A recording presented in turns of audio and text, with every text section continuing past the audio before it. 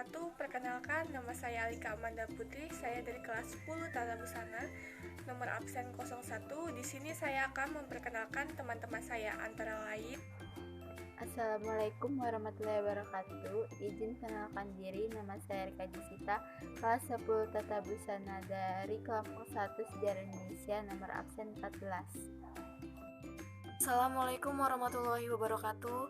Izin memperkenalkan diri, nama saya Hanifah Aulia dari kelas 10 Tata Busana, kelompok 1, nomor absen 13. Assalamualaikum warahmatullahi wabarakatuh. Izin memperkenalkan diri, nama saya Lulu Azhara Rahab, kelas 10 Tata Busana, kelompok 1, nomor absen 17. Assalamualaikum warahmatullahi wabarakatuh. Izin memperkenalkan diri, nama saya Siti Marani dari kelas 10 Tata Busana. Saya dari kelompok 1, nomor absen 30.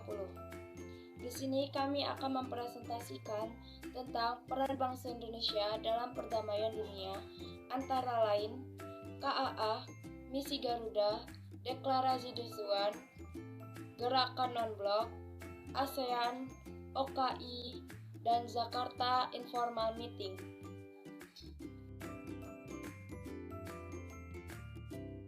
Konferensi Asia Afrika. Konferensi tingkat tinggi Asia Afrika diadakan pada 18-24 April 1945 di Bandung, Jawa Barat, Indonesia. Penyelenggaraan KAA 1955 adalah 5 negara dalam konferensi Kolombo sekaligus peserta konferensi Pancanegara.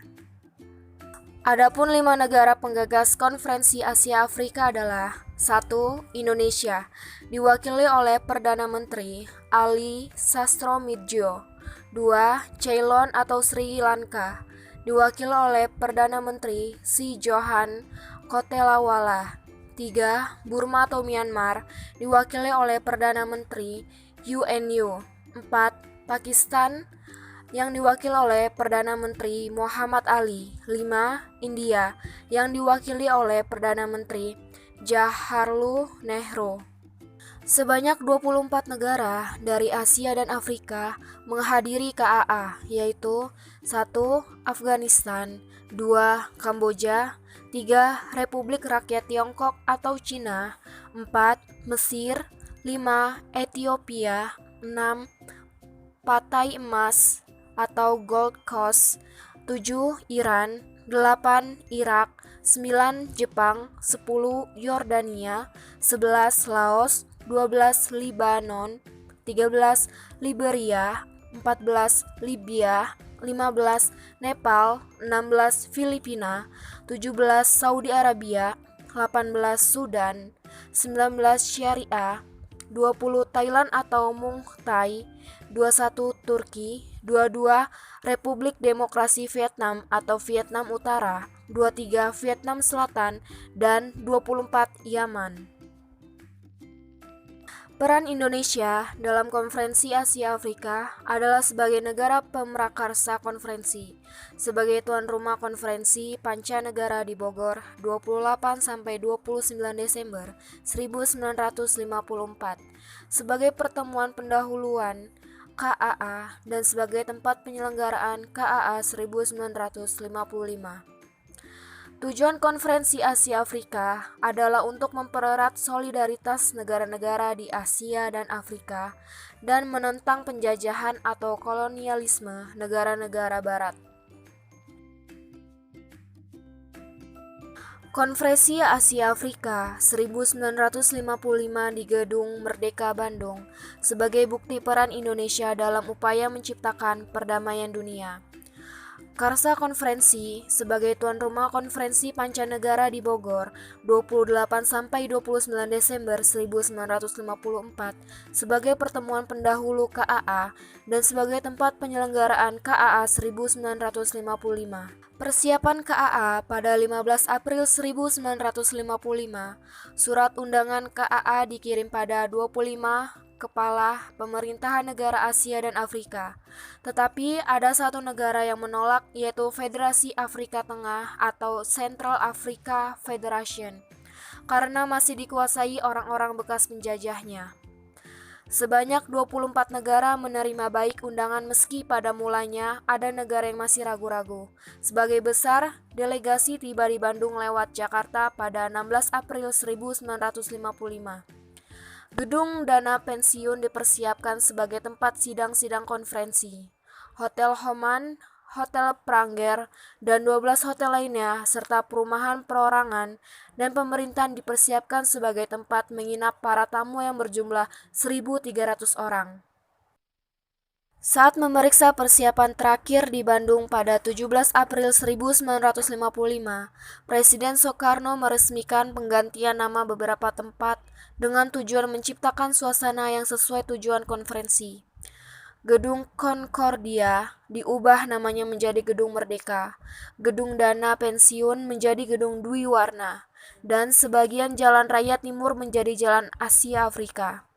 Pada 18 April 1955, KAA berlangsung di Gedung Merdeka, Bandung mulai jam 9.00 WIB dengan pidato pembuka oleh Presiden RI Soekarno.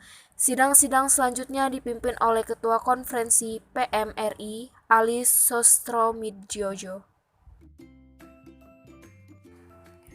Kendala KAA 2. Dalam penutup komunik terakhir dinyatakan bahwa KAA menganjurkan supaya kelima negara menyelenggarakan mempertimbangkan untuk adanya konferensi kedua dengan meminta pendapat negara-negara lain. Tetapi, usaha itu mengadakan konferensi Asia Afrika kedua selalu mengalami hambatan yang sulit diatasi. Penyelenggaraan KAA 2 hampir terwujud pada 1964, tetapi tiba-tiba negara tuan rumah Aljazair terjadi pergantian pemerintahan, sehingga konferensi tidak jadi. Misi Garuda, kontingen Garuda atau pasukan Garuda. Pasukan ini terdiri dari Tentara Nasional Indonesia atau TNI yang ditugaskan sebagai pasukan perdamaian di negara lain. Ide awal munculnya pasukan ini karena adanya konflik di Timur Tengah pada 26 Juli 1956. Saat itu, Inggris, Prancis, dan Israel melancarkan serangan gabungan terhadap Mesir sehingga menimbulkan perdebatan di antara negara-negara lainnya. Dalam sidang umum PBB, Menteri Luar Negeri Kanada, Lester B. Pearson, mengusulkan agar dibentuknya pemelihara perdamaian di Timur Tengah. Usul ini disetujui dan pada tanggal 5 November 1956, Sekretaris Jenderal PBB membentuk Uni Nation Emergency Front atau UNIF. Indonesia pun menyatakan kesediaannya untuk bergabung dalam UNIF. Indonesia telah mengirim misi Garuda 1 sampai misi Garuda 24C2. Menurut data Kementerian Luar Negeri pada Senin 21 Maret 2016, Indonesia menjadi kontributor terbesar ke-10 pasukan pemeliharaan perdamaian PBB dari 124 negara. Saat itu, pemerintahan Indonesia telah menugaskan 2.843 personel TNI dan Polri yang bertugas di 10 misi pemeliharaan perdamaian PBB. Kontribusi pasukan Indonesia ke misi pemeliharaan PBB merupakan wujud pelaksanaan mandat konstitusi yang mengamanatkan Indonesia untuk ikut melaksanakan ketertiban dunia. Selain itu, pengiriman pasukan ini sebagai sarana meningkatkan kapasitas dan profesionalisme personal TNI dan Polri. Deklarasi Juanda.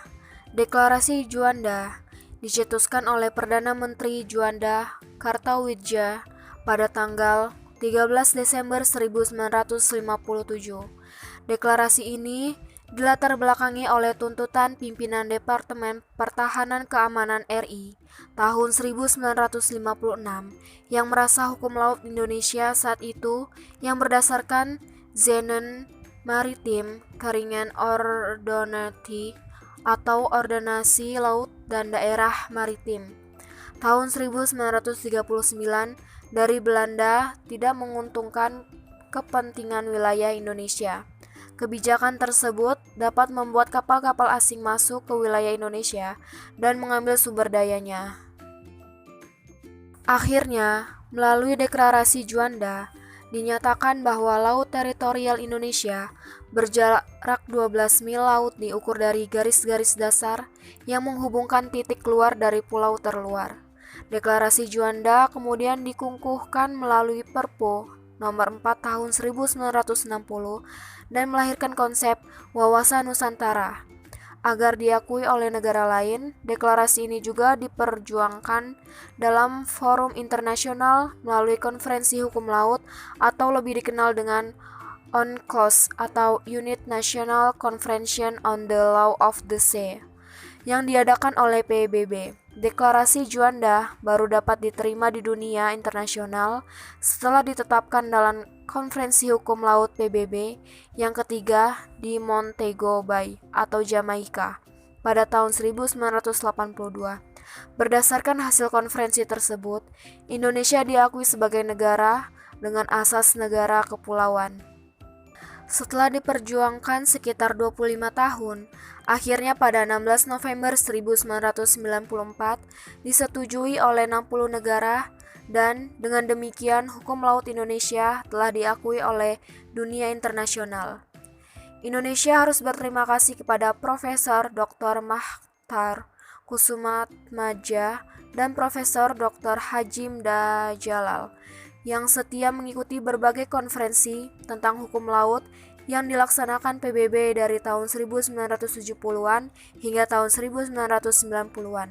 Berkat mereka, kedaulatan wilayah laut Indonesia bisa diakui internasional. Gerakan Non-Blok atau GNB. Setelah Perang Dunia Kedua, muncul dua kubu dari dua negara adidaya, Amerika dengan haluan liberal kapitalis dan Rusia dengan aliran sosialis komunis.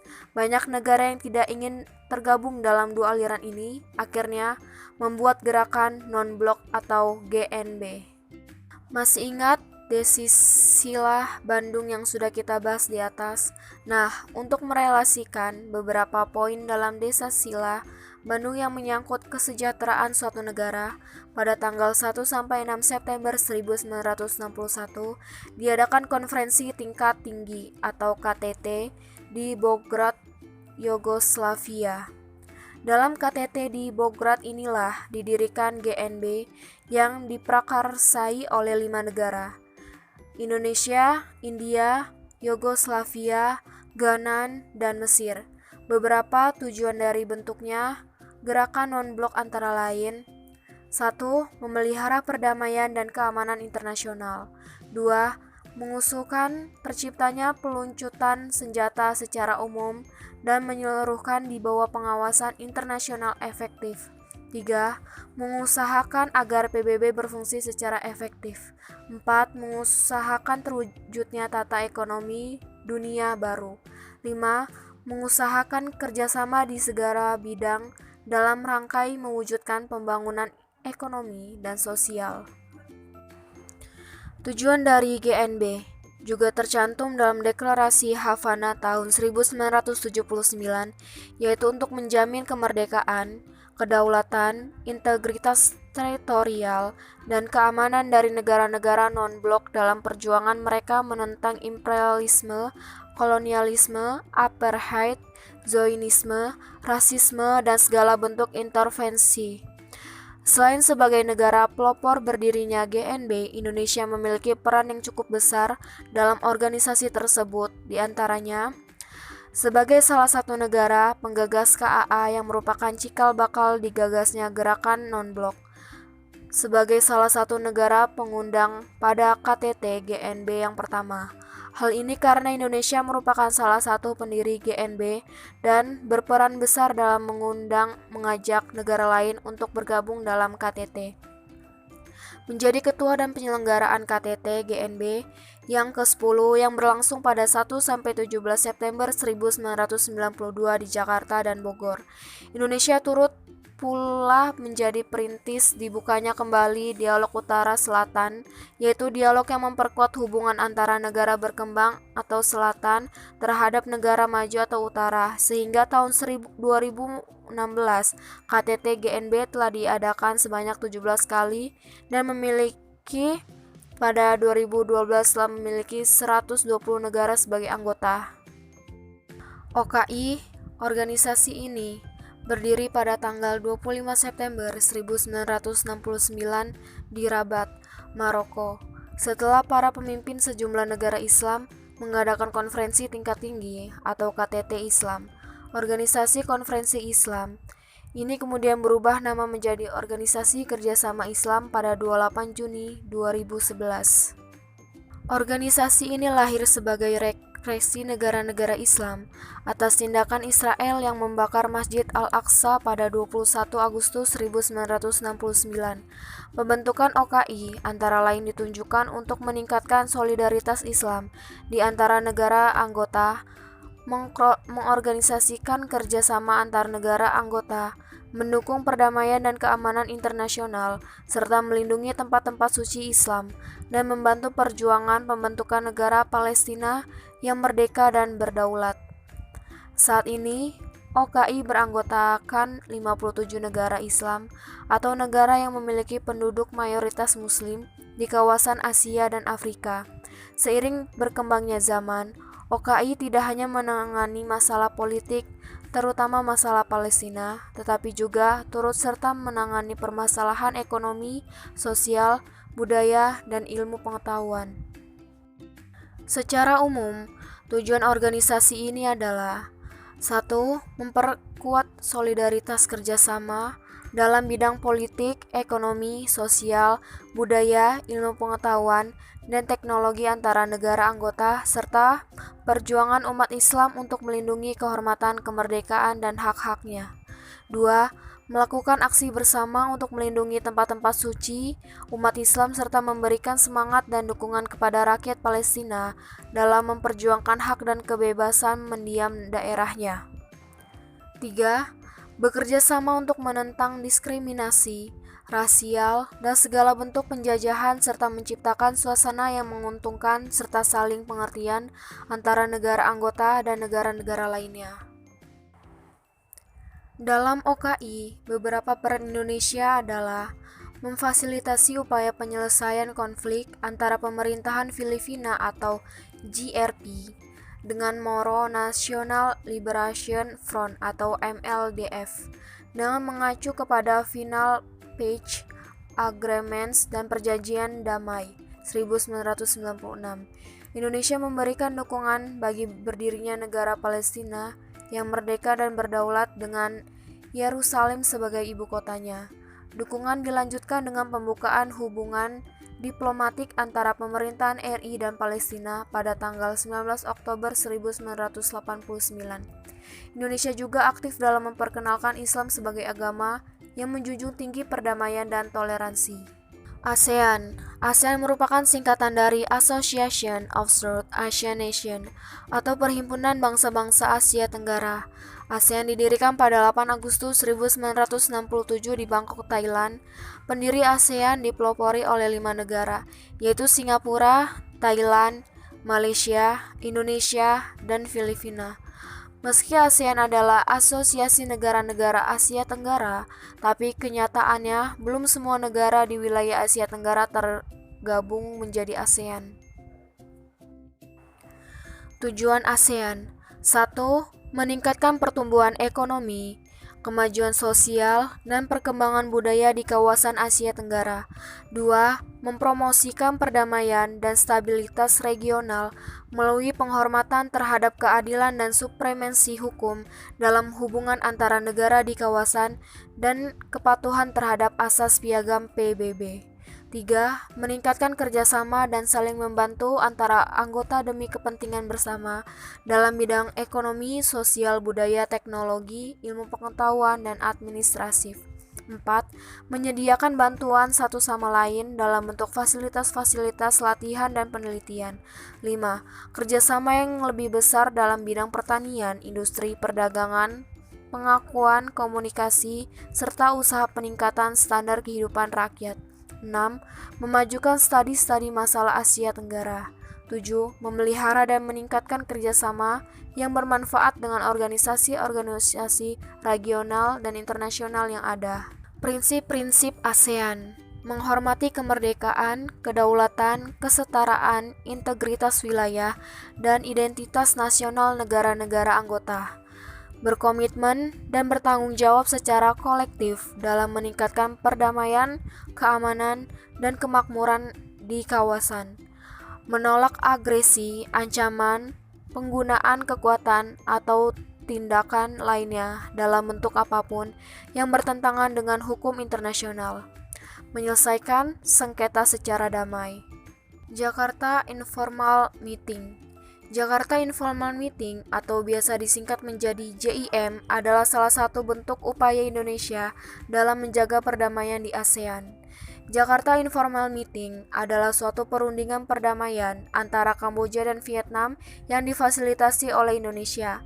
Latar belakang JIM: Kamboja dan Vietnam adalah negara tetangga yang telah lama berselisih. Puncak konflik keduanya terjadi saat Vietnam menginvasi Kamboja dan menggulingkan pemerintahannya. Dilansir dari The Diplomat, pada 7 Januari 1979, tentara Vietnam menyerang Phnom Penh dan menggulingkan pemerintahan Khmer Merah. Tujuan JIM: Perang Kamboja dan Vietnam merupakan perang besar yang diperkirakan menelan 2 juta jiwa. Konflik ini muncul Indonesia untuk turun tangan melakukan soft-play diplomats, yaitu Indonesia sebagai perantara akan menemui kedua belah pihak yang berselisih untuk mengusahakan perdamaian. Shuttle Diplomats ini membuahkan hasil di mana Vietnam dan Kamboja bersedia duduk berhadapan dalam suatu perundingan yang dinamakan Jakarta Informal Meeting atau JIM. JIM bertujuan untuk mengakhiri konflik bersenjata atau perang antara Vietnam dan Kamboja.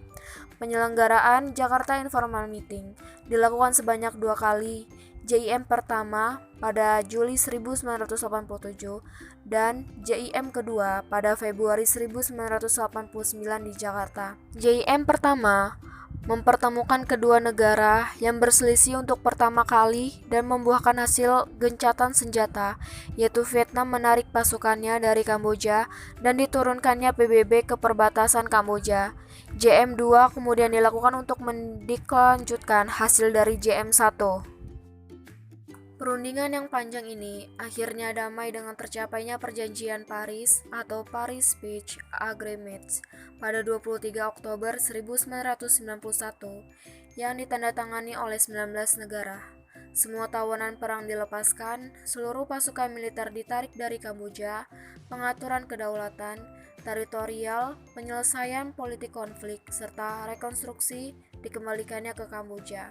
Hal ini mengakhiri peran saudara antara Vietnam dan Kamboja yang telah berlangsung lama sehingga tanggal 23 dijadikan hari libur nasional di Kamboja.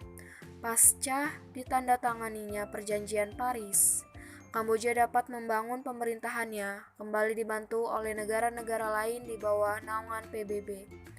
Dilansir dari Kementerian Luar Negeri Republik Indonesia, Indonesia turut serta dalam transisi kemerdekaan Kamboja dengan mengirimkan 3.957 personil militer ke Kamboja. Kesimpulannya adalah Indonesia turut serta dalam gerakan non-blok untuk menghindari perang dingin dari blok barat dan blok timur. Pelopor berdirinya KAA, menjaga perdamaian di wilayah Asia Afrika, ikut Dewan Keamanan PBB, dan pengirim pasukan Garuda dalam hal perdamaian.